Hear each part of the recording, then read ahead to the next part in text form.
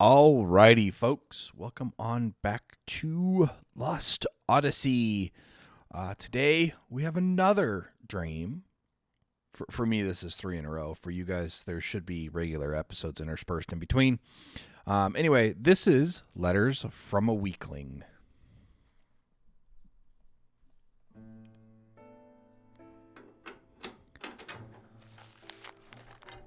Letters from a Weakling.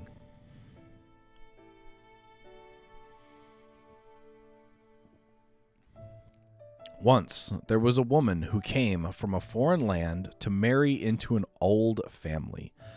Her husband was from a tiny village in the mountains, but he was working on a thriving, in a thriving harbor town abroad when he met and fell in love with her.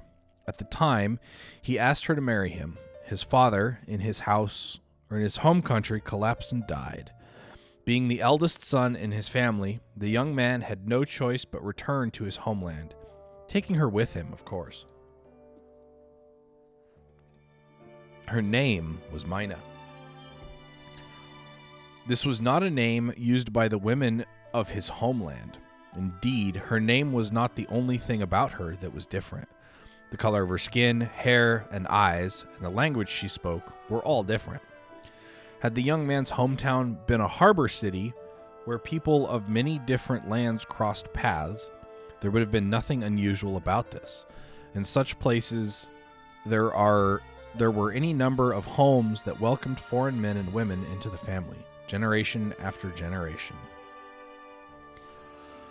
But this is about as deep in the country as you can get, a young man told Khayyam, sighing on the night he made Mina his wife. Khayyam had rushed here all the way from the harbor town in the far country to attend the wedding. At the banquet, the young man had given Khayyam a look, and the two had slipped away from the festivities. They were standing in the garden, looking up at the night sky. When the eldest son marries, his wishes are of no importance. What matters is family. The two families negotiate the engagement, and a bride is chosen who is acceptable for the groom's parents. That is how it was with my parents, and my grandparents did the same. I know what you mean, Khayyam says with a nod. Judging from the formal wedding ceremony, it was easy to imagine the highly conservative nature of the area, and just as easy to imagine that the relatives had not welcomed Mina into the family. Alex, Khayyam said to the young man. Yes, the young man answered, still looking up at the sky. You are the only one who can protect Mina, you know. I know that much, Khayyam. Mina is a wonderful girl. I know that too, of course. The three were good friends. Khayyam and Alex had worked together offloading ships on the same pier, and also together they had often gone to the neighborhood where Mina worked in an outdoor stall. Even now, Khayyam retains the bittersweet memory of Alex and Mina struggling to communicate in each other's languages. You know, Khayyam, Alex said that night under the sky, I think you sensed it too, but Mina was drawn less to me than to... Never mind. Oh, Khayyam cut him short. Never mind, he said with a pained smile. Of course, Khayyam knew how Mina felt. And if he had responded to her feelings, she and Alex would not have been married here today. But Khayyam had held back. Instead, he had urged Alex to pursue his love for Mina and helped the two come face to face. He felt no regrets about having played the part of an unlikely Cupid for them. Destined to continue his never-ending journey, Khayyam was unable to love Mina in return. One of Alex's uncles stepped out of the house drunks. Hey, Alex, what are you doing out here? He growled. The groom can't be absent from the reception. Sure, I'll be right there, Alex said, turning towards his uncle. Khayyam tapped him on the shoulder. Make Mina happy, Alex. Leave it to me, he answered with a smile. Come on, said the uncle. Hurry up. The groom's supposed to sit there the whole time. The entire family is here, and we're going to drink the night away. He grabbed Alex's hand and dragged him back into the house. The man was all smiles with Alex, but then he glanced at Khayyam. His borderline polite smile could not disguise the gleam of distrust in his eye for an outsider. Khayyam was sure he had noticed that same gleam, though perhaps not as openly displayed, in the eyes that alighted on Mina. So that was the kind of village to which Mina had come as a bride. "You'd better make her happy, Alex," Khayyam called out again towards his friend's receding form. "I'm counting on you." But now the uncle had his arm around Alex's shoulders, and he was noisily monopolizing his nephew's attention. Alex never heard those words from Khayyam.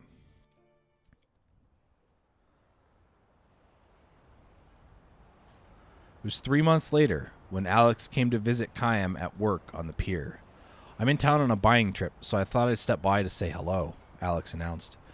But judging from the fatigue evident on his friend's face, Khayyam had a pretty good idea of his real reason for coming here. As casually as possible, Khayyam asked, "How's Mina doing?" With a feeble smile, Alex replied, "After the wedding, things happened." Mina had been accepted neither as a member of the family nor as a resident of the village. There were just too many differences in daily customs, in culture. But the one thing that made Mina too different for the tiny village was the brown color of her skin. If only she could speak with people. Mina is trying her best to learn our language, but my mother and other relatives make no attempt to learn hers. Not so much as a good morning or a thank you. They insist it's up to the daughter-in-law to do all the adapting. Still, Mina was working hard to draw closer to Alex's family and birthplace. She would be the first one out to the fields in the morning, work without a break until the sun went down, and do sewing late into the night.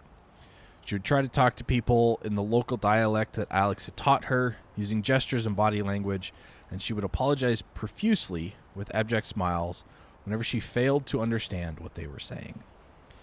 Khayyam could easily imagine Mina going through these exertions, which made Alex's report all the more painful to him. "You should come to visit us now and then, Khayyam. Mina would love to see you too." Khayyam responded vaguely with a silent nod. When Alex added, "I want you to come and cheer her up," he said nothing in reply. "What's wrong, Khayyam? Are you angry?" "I'm not going to visit." "Why not?" "You promised me that you'd make her happy, remember? We agreed that you're the only one that can do that. But still, sorry, I haven't got time for this. I have to get this ship loaded before it sails at sunset." With his curt dismissal, Khayyam turned away and continued working. Alex stared at him from behind, looking frustrated and confused. Khayyam could feel his friend's gaze on his back. Because he could feel it, he kept working without another backward glance. Eventually, Alex gave up and left. Neither man spoke words of farewell. A year after the wedding, Mina gave birth to a son. The boy had brown skin like his mother. He had just started crawling when Alex visited Khayyam again. There was talk of a divorce, Alex said. "There's nothing wrong with our relationship. Mina and I love each other, that's for certain. But my mother and the relatives say there's no way they can accept a brown-skinned child as the family heir. His existence supposedly harms the marriage prospects of my younger brother and sister, too. So they want us to send the baby to Mina's family. It's gone that far." Alex had lost a great deal of weight. He was obviously living with much pain every day, trapped as he was between family and Mina. None of it made sense to Khayyam. However trapped Alex may be, as long as he would firm on what was important to him, there can only be one answer to his family's demands, and he should be able to arrive at it without anguish or confusion. "I know how strong you are," Alex sighed, speaking to Khayyam's back as Khayyam went on hoisting huge, spine-snapping crates in silence. The longshoremen here were well paid for handling crates on their own, loads that would take 3 ordinary men for lift. The daily wage was calculated by the number of loads each man lifted, so asking for help would result in a pay cut. For this reason, Khayyam and the others never complained or asked for help. They would lift even the heaviest loads by themselves. Alex had been like that too. If somebody nearby asked them, "Are you going to be okay with that?" he would be all the more determined to do it on his own. Fine, fine, he would smile, gritting his teeth. He would lift the giant load. But Alex was not like that anymore. I'm starting to think that maybe, in the long run, tying Mina down to a life in my village is just going to make her unhappy. My relatives say they'll support Mina and the baby, so it's not as if I'd be abandoning her or chasing her away. It's just that, for both our sakes, starting a new life. Having finished piling crates on deck, Kayam turned toward Alex for the first time. He was looking down at Alex on the pier. Are you all right with that? Huh? If you're convinced it's the right thing, then go ahead and do it. It's not for me to interfere. Alex's features distorted under the impact of Kayam's words. Kayam said nothing more, but went back to work. His anger and frustration were reaching the boiling point. Alex had no idea that Mina had been writing to Kayam on occasion since shortly after the wedding. About the hardships she had been facing in the home of her husband's family, she said not a word. Instead, she would spell out how happy her current life was and declare repeatedly how much Alex loved her. Always the letters would end like this. I'm sure you too must be living happily, Kayam. This is why Alex's report of the situation at home had filled him with such intense anger and frustration. He had never answered Mina's letters. He felt certain that if he were to write to her, whether with words of encouragement or comfort, or even playing along with her sad lies, something important that gave her spiritual support would snap in two. Come see the baby, Kayam, Alex pleaded. Mina would be thrilled if you would do that. Instead of responding to Alex, Kayam called out to him from the deck. See that crate over there? Can you lift it? The crate near Alex was the same size and weight as the one that Kayam had just loaded onto the ship. In the old days, Alex would not have hesitated to carry it up to the ship, every muscle in his body shuddering. Now, however, Alex gave Kayam one timid glance and, smiling to hide his embarrassment, said, Only not me. Kayam said nothing more. He felt strongly that their long friendship had come to an end, though in fact, for Kayam, whose life would go on through all eternity, it had been nothing more than a momentary acquaintance. Kayam had been on his endless journey ever since. Now and then he thinks back to those bygone days. Both Alex and Mina long ago came to dwell among his distant memories, the kind of memories that revive with a deep sense of bitterness. And they are there to this day. Alex made his third trip to see Kayam a year after the baby was born. Having wasted away to a mere shadow of his former self, Alex stared vacantly at Kayam. His voice lacked all intonation as he announced Mina's death. She had killed herself, hanged herself in the barn. Kayam was amazed at his own detachment as he took in Alex's words. Mina's letters had stopped coming several months earlier. Either she no longer needed to spin those sad little lies about being accepted by Alex's family and the townsfolk, or she had lost the strength to invent them anymore. In effect, it was the latter Kayam was learning now. To the very end, she would not make anyone except her, my mother, my family, or the town. She was all alone, finally, to the very end. Without a word, Kayam punched Alex in the face. Alex seemed to know and accept the fact that the punch would be coming. He did nothing to resist or defend himself. The fist hit him full on and sent him sprawling in the road. Why? Kayam demanded to know. Why did you say she was all alone? And when Alex righted himself, he smashed him in the face again. Alex began coughing violently and uncontrollably, and when he spat up a gob of blood, a broken back tooth came out with it. Kayam knew well enough that Alex had been suffering too, that he had been engaged in desperate struggle to do something about being trapped between family and wife. Otherwise, he never would have wasted away so dramatically from the brawny young man he used to be. As well as he knew this, however, Kayam could not forgive him. He had promised, he had given his word he would make Mina happy, he would protect her.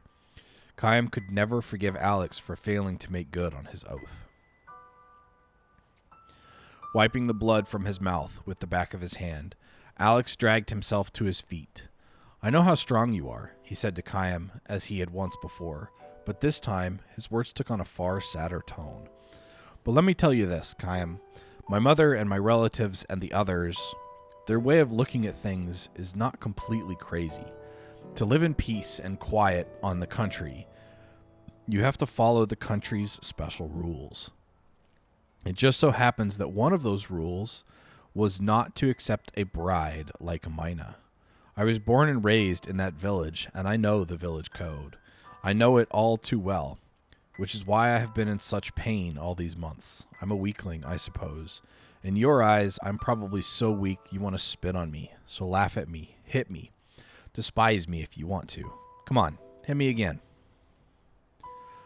Alex thrust his face at Chaim for more punishment, and Chaim threw another punch. This one landed squarely on his nose and may have broken it. Alex crumpled to his knees. The blood that gushed from his nose was blacker than the blood from his mouth. Alex looked up at Chaim with a smile of self-derision. "Mina should have been with you. That's what I think. If she had married you and not some weakling like me, she'd still be alive." With a wordless, strangled cry of rage, Chaim lunged at Alex, grabbing him by the collar and hoisting him to his feet. Another punch, and still another. Chaim was not planning to stop punching Alex. Now, though, with Chaim's hand still fastened to the front of his shirt, Alex looked straight at Chaim for the first time since coming to the dock. "Why didn't you ever answer Mina's letters? That's all she was hoping for, a letter from you." So he knew. Alex knew everything. It's terrible out there in the country. Anybody who wants to can find out who wrote letters and who got them. Everybody out there is like family. Everybody but Mina, that is. If Alex had wanted to, he could have quashed Mina's letters easily. Then, not one of her sad little lies would ever have reached Chaim. But instead, Alex had read the letters, resealed the envelopes, and sent them to Chaim one after another. He had internalized Maya's sad little lies and started looking for Chaim's answers before she did. Chaim stopped his fist in midair and asked, "How could I possibly have answered her?" "Why not?" Alex retorted. "You knew how trapped she was feeling. You must have known how much encouragement one word of you could have given to her. But you were Mina's husband. Yes, that's true. But you were always the one deepest in her heart. I knew that, and because I knew it, there was only one thing I could do." "No, that couldn't be." Astounded, Chaim lowers his fist as Alex said to him, "I wrote to her. I pretended I was you, and I wrote her letter after letter. Be strong, I told her. Keep your spirits up. I'll come see you soon. You're too strong, Chaim. You can't understand the feelings of weak people, but maybe I don't have that problem. I am weak. I understand how a weakling like Mina felt." Alex cried, the blood streaming from his nose and mouth. "There's one thing I don't know, though, Chaim. I don't know whether Mina was actually believed the letters I wrote from you, or whether she knew what I was doing and pretended to believe. I wonder, was life in my village so painful to her that she couldn't go on living there without pretending to believe?" Chaim made no attempt to answer Alex's question. Slowly, he let the strength go out of his clenched fist and released his grip on Alex's shirt. Alex drew a step back from him, then took another, putting distance between them before his final revelation. "There was one letter, just one, that I didn't send to you. That was 3 months ago. It was the first letter in which Mina begged you for help. She said she wanted to run away and asked you to come save her as soon as possible, to rescue her and the baby. That was the letter Alex threw away." Poising his Chaim, he wrote a 2-worded answer, "Be strong." The day after she read the letter from Alex, Mina hanged herself in the barn. Chaim stood, rooted to the spot, crestfallen. This left him momentarily defenseless. Alex shot his fist at Chaim's solar plexus.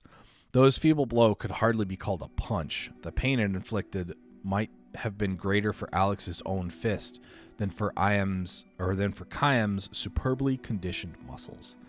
What an idiot I was. Be strong? Such words may have meant something to somebody like you, but to burden a weak person like Mina with them? No, they can only break and crush her.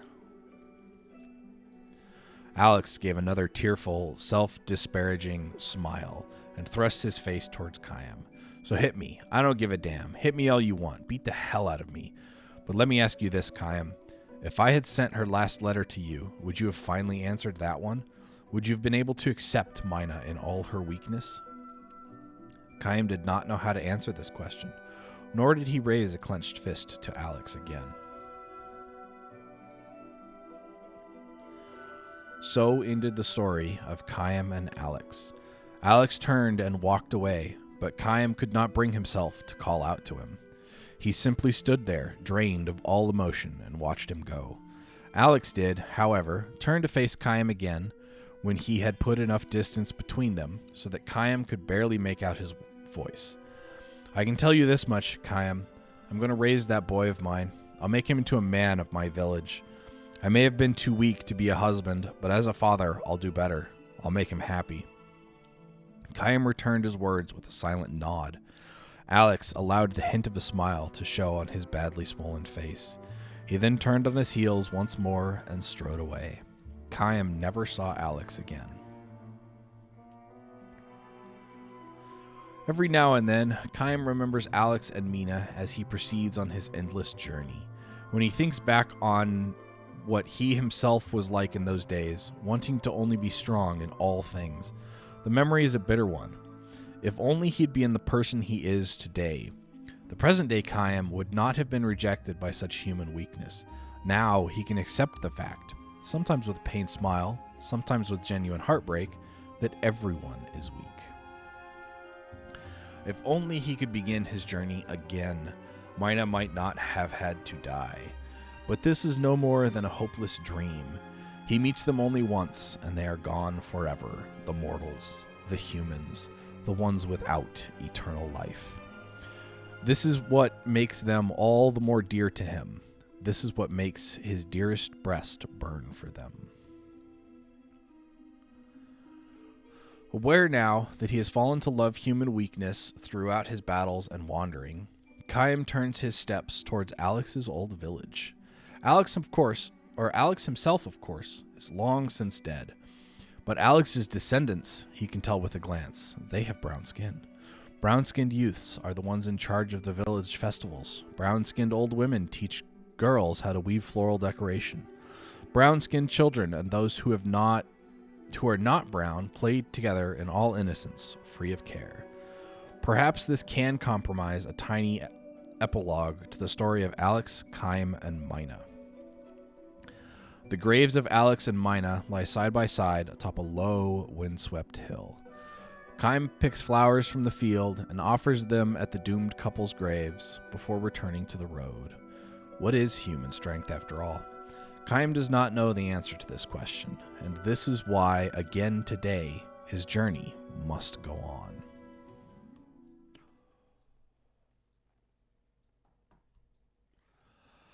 on. That's all that I have in my brain is,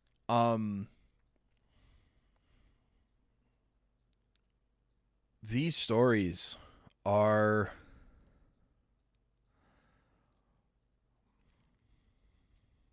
I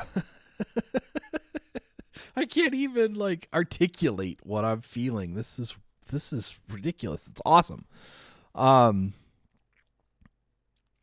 these are amazing. These are so bring to light why Khaim is the way that he is. Each one adds a little bit more of that backstory that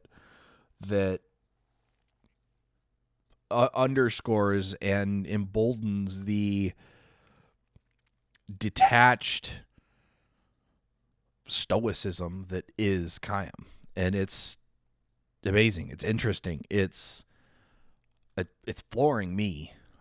These are amazing. I love them. I need to unlock the rest of them so that we can read them all.